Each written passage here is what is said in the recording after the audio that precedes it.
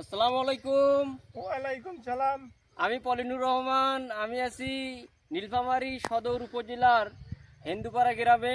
আমি এখানে একটা চাষির সাথে কথা বলবো। এখানে আমাদের হীরামতি শশা, শীতকালীন শশা ইনি বপন করতেছে। তো এখানে আপনি কত শতক জমিতে এই হীরামতি শশা বপন করতেছেন? আমি 10 শতক জমিতে। 10 শতক জমিতে আপনি বপন করতেছেন। আমরা শুনবো কিভাবে ইনি প্রথমে শুরু করছিল। আপনি কিভাবে এটা বপন করতেছেন, নিয়মটা একটু বলবেন সাধারণ আমি কৃষক? রোদ দিছি আধা ঘন্টা আধা ঘন্টা রোদ দিচ্ছেন? বীজটাকে, জি। তারপর ওইটাকে 24 ঘন্টা ভিজে রাখছি। জি। তারপর ওখানে তুলিয়া আমি এক সুতির কাপড়ে সুতি কাপড়ে বাধাই করে বাঁধাই রেখেছিলেন? করে রেখে কমরে রাখি দিয়েছি। হ্যাঁ, তারপরে আপনি তারপর আমি ওইটাই 12 ঘন্টা কমরে রাখার পর গাজি হয়েছে, কত পার্সেন্ট গাজী হয়েছে?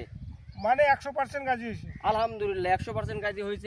সামনে আমাদের রমজান মাস, এই উপলক্ষে ইনি হীরামতি শশা, শীতের শশা বপন করতেছে। আশা রাখতেছি ইনি লাভবান হবে। অবশ্যই আপনারা হীরামতি শশা চাষ করবেন। নিউলিথিক এগ্রো লিমিটেডের হীরামতি শীতকালীন শশা।